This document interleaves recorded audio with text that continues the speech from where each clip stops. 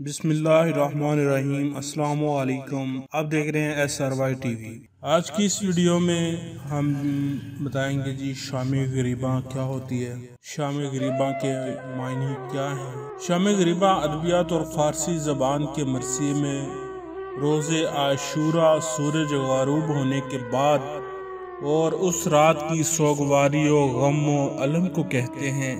اس مجلس میں آل رسول صلی اللہ علیہ وسلم پر عاشور کے دن تمام افراد کے شہید کیے جانے کے بعد خیام میں یزید لشکر کی جانب سے آگ لگانے، مال و اسباب لوٹنے کے بعد بچوں عورتوں کو قید کر کے ان پر ظلم و تشدد کے واقعات مصائب و علم کی صورت میں بیان کیے جاتے ہیں، جبکہ نوحے پڑھے جاتے ہیں اور امام حسین کہ اہل بیت کی مصیبت اور واقعہ کربلا کے بعد بچوں اور اسیروں پر جو گزری اس بارے میں کہ اہل بیت نے عاشور کے اندھیری رات کربلا کے بیاباں میں شہداء کی لاشوں کے ساتھ کیسے گزاری۔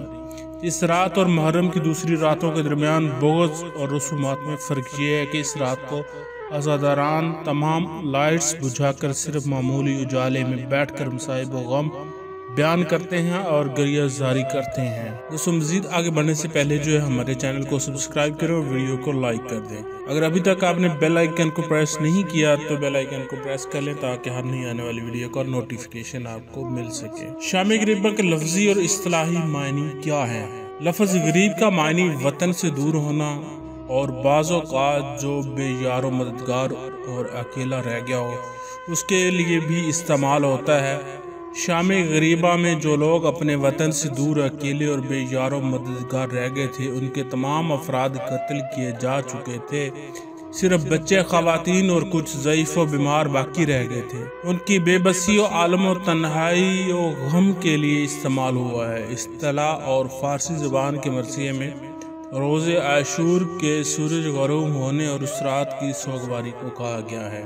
شام غریباں کے واقعات: دشمن کی 40,000 معلوم فوج نے عاشور کے سارا دن لشکر حسینی کی 72 افراد بشمول نواسہ رسول امام حسین علیہ السلام کو شہید کر کے سورج غروب ہوتے ہی عورتوں اور بچوں کو خیموں سے باہر نکال دیا اور خیموں کو آگ لگا دی۔ اس وقت خواتین فریاد کرتی رہیں اور اپنے پیاروں کی لاشوں کو دیکھ کر اپنے منہ پر پیٹتی رہیں۔ عمر بن سعد نے شام عاشور کو امام حسین اور کربلا کے دوسرے شہداء کے کل تعداد 72 تھی۔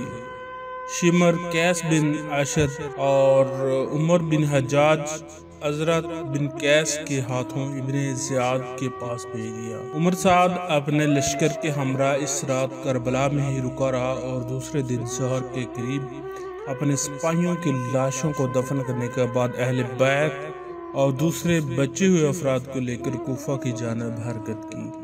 قول کے مطابق محرم کی 11ویں رات جسے شام غریباں کہتے ہیں، حضرت زینب نے نماز شب ترک نہ کی لیکن اس مصیبت اور صدمے کے باعث اس رات نماز شب بیٹھ کر ادا کی۔ شام غریباں کے سوگ کی تاریخ: زیارات کی کتاب میں عاشوراء کے عصر کے بارے میں زیارت موجود ہے جس میں حضرت پیغمبر، امام علی، حضرت فاطمہ، امام حسین یعنی جو عزادار تھے ان کی خدمت میں تسلیت عرض کرتے ہیں۔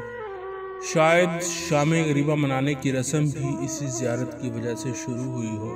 آداب و رسوم: شام غریباں تقریباً ایک مجلس کی طرح ہے، اس فرق کے ساتھ کہ اس مجلس میں چراغ روشن نہیں کیے جاتے اور فقط کچھ موم بتیاں جلا کر روشنی کی جاتی ہے۔ عزادار اس رات کو جلوس یا علم برآمد نہیں کرتے اور نہ ہی زنجیر یا ماتم کرتے ہیں بلکہ پریشانی اور غم کی حالت میں مجلس برپا کرتے ہیں اور فقط گریہ زاری اور مصائب و نوحہ کرتے ہیں، اور موضوع صرف سن 61 ہجری میں عاشور کی شام آل رسول کی مستورات اور بچوں پر گزرنے والی قیامت کا ذکر ہوتا ہے۔ مجلس میں بتایا جاتا ہے کہ اہل بیت کی عورتوں اور بچوں نے یہ تاریک اور بے پناہ رات کس طرح کربلا کے بیابان میں گزاری ہے۔ کربلا میں اس رات کو لیل الوحشہ یعنی وحشت کی رات بھی کہتے ہیں۔ اس رات کو بچوں اور اسیروں کی یاد میں موم بتی جلاتے ہیں۔ پاکستان، ہندوستان میں بھی یہ مجلس سورج غروب ہونے کے بعد منعقد ہوتی ہے اور اس مجلس میں اہل اعزا اندھیرے میں اور زمین پر بیٹھتے ہیں، گریہ و ماتم کرتے ہیں۔